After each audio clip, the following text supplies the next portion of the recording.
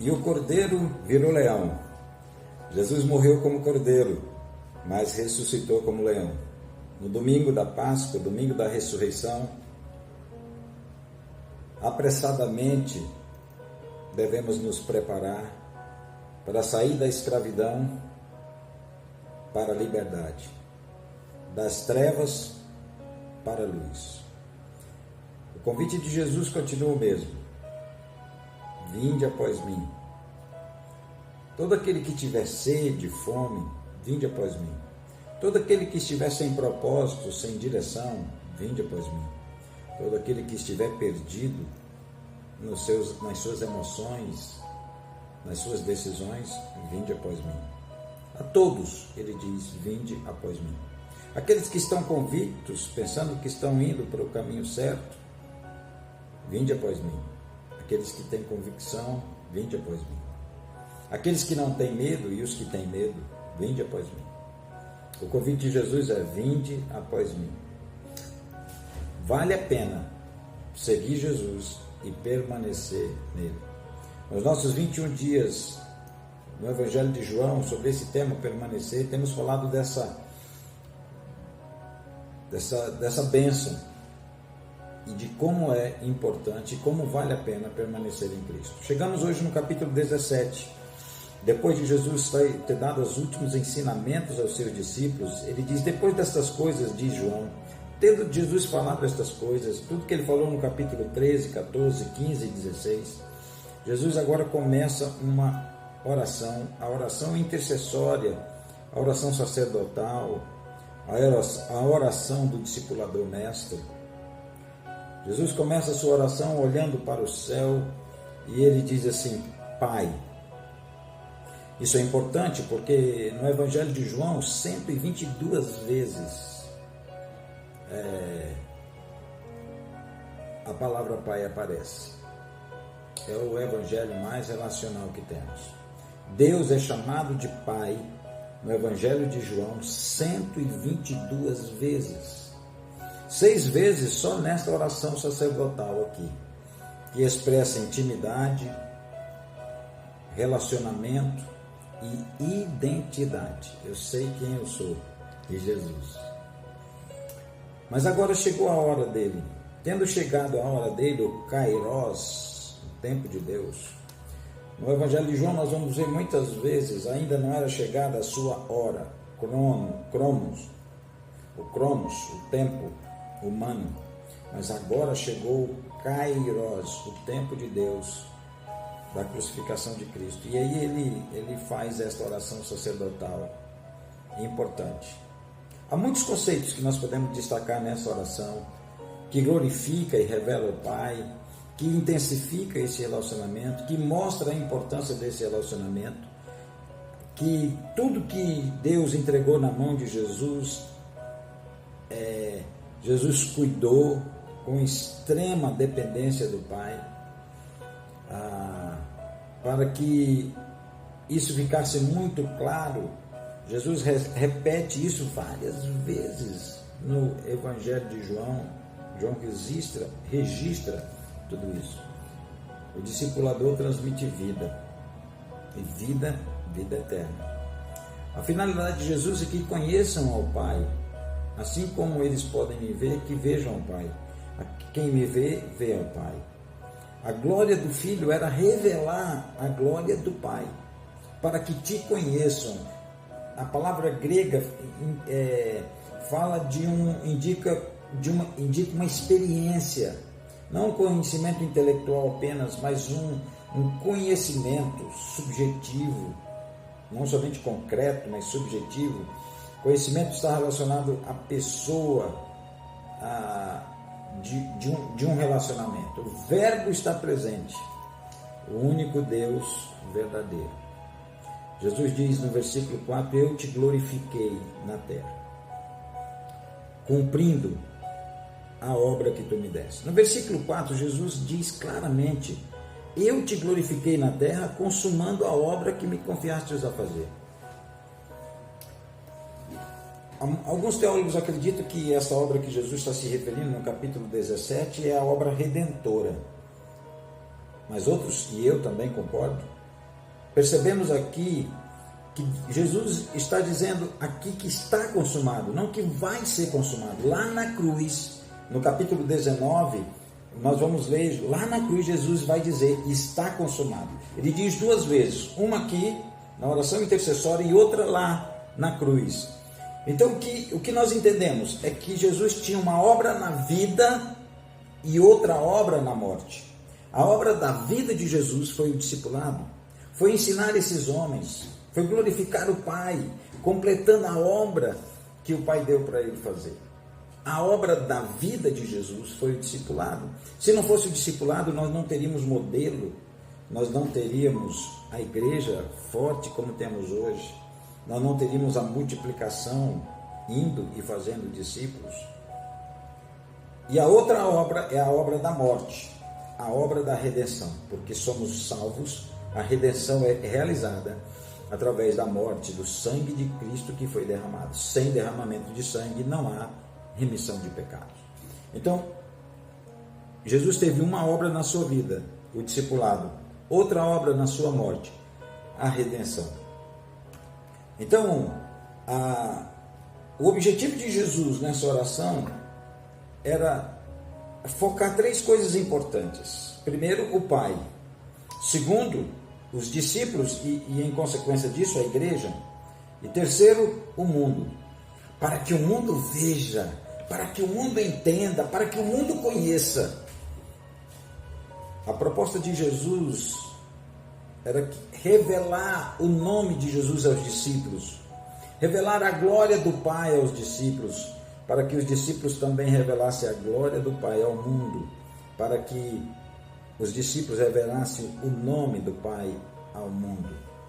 Isso tudo indica o discipulado, aponta para o discipulado, aponta para aquilo que Jesus realizou como prioridade na obra da sua vida. Essa foi a plenitude de tudo que Jesus realizou. No versículo 13, ele diz assim: mas agora vou para junto de ti, e isto falo no mundo, para que eles tenham o meu gozo completo em si mesmo, uma plenitude da alegria. Aqui Jesus diz, a minha alegria. Não fala de qualquer alegria, mas da alegria particular dele. Alegria é um dos temas dos discursos de Jesus, do discurso final de Jesus, lá no aposento alto, no cenáculo, onde ele, capítulo 15 e 16, ele vai falar dessa alegria. Jesus, Deus, nos deu a palavra do Pai, ensinou os seus discípulos e intercedeu por eles aqui, não para que Deus retirasse eles do mundo, mas que Deus os fizesse no mundo ser um instrumento poderoso nas suas mãos. Eles estavam santificados pela verdade, santifica-os na verdade. Mas é interessante que Jesus diz no versículo 18, ele diz, versículo 18, assim como tu me enviastes ao mundo, também eu os envio. Somos enviados da mesma maneira que Jesus foi enviado, com uma mensagem poderosa, com uma motivação poderosa, o amor. Devemos andar como ele andou. Como diz João, lá em 1 João, como nós falamos, capítulo 2. Quem está nele, se estamos nele, devemos andar como ele andou. Assim como o Pai nos enviou, também ele nos envia ao mundo. E esse envio é no mesmo poder, na mesma autoridade, com a mesma missão. A nossa missão não pode ser diferente da de Jesus. O Cordeiro não salvou a si mesmo para poder nos salvar. O ungido de Deus, o Messias, o enviado, não pôde salvar a si mesmo para nos salvar. Aí Jesus foca no Pai, nos primeiros versículos, depois foca nos discípulos, e depois ele conclui a sua oração focado no mundo. Rogo por aqueles que haverão de crer, no versículo 20. Ele diz: não rogo somente por estes, mas também por aqueles que vierem a crer em mim por intermédio da sua palavra.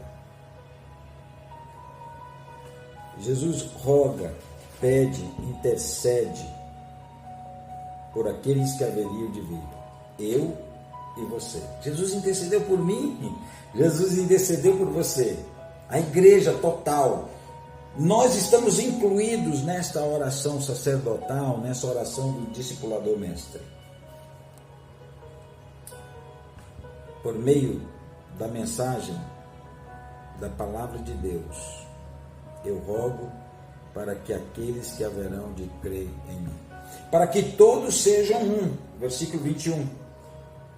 Talvez essa seja a expressão mais chave de toda a oração, a unidade.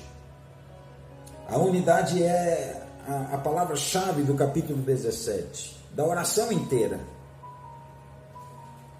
Há vários fundamentos em todo o evangelho de João, em todos os evangelhos, sobre a importância dessa unidade. Para que todos sejam um, para que todos vejam, para que todos saibam que vocês são meus discípulos. Essa intimidade, essa unidade com o Pai, com o Filho, com o Espírito Santo. O Pai, Jesus nos enviou como o Pai o enviou.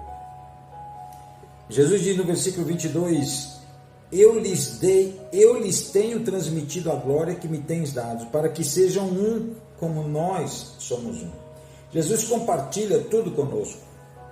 Esta glória que o Pai, que Jesus revelou do Pai, foi revelada pela humildade, pela obediência, pela abnegação, a renúncia, pelo serviço e pela disposição de sofrer por Cristo.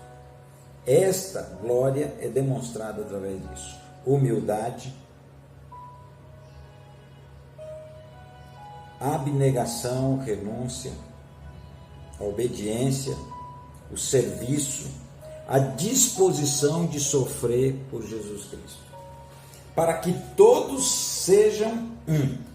Que eles sejam levados à unidade, disse Jesus, para que o mundo saiba que tu me enviaste. Essa unidade vai revelar que nós somos enviados. Mas aqui no versículo 23, há um dos versículos mais impactantes desta oração. Eu neles e tu em mim, a fim de que sejam aperfeiçoados na unidade, para que o mundo conheça que tu me enviastes e os amastes como também amastes a mim. Jesus está dizendo que Deus nos amou da mesma maneira que amou a Ele. Que verdade maravilhosa! Deus nos ama da mesma maneira que amou a Jesus. O amor de Deus por nós é incondicional. E o propósito desse amor é para que nós sejamos um. Pai, essa intimidade com Ele levou Jesus a fazer a maior declaração de amor por nós. Ele disse, Pai, no versículo 24, a minha vontade é que onde eu estou, estejam também comigo o que me deste. Eu não tenho um lugar para ir, eu tenho uma pessoa para seguir. Essa pessoa é Jesus, o Pai. Embora o mundo não o conheça, nós o conhecemos. Por isso precisamos revelar o amor do Pai a esse mundo. Que o Senhor nos dê graça nesse tempo, de revelar o Cordeiro, mas de vivenciar a coragem do leão. Que Deus abençoe a você e a sua casa. Que os umbrais que o sangue do Cordeiro estejam nos umbrais e no batente da sua casa, da porta da sua casa, protegendo você contra toda praga, todo vírus. Nós os abençoamos em nome de Jesus. Amém.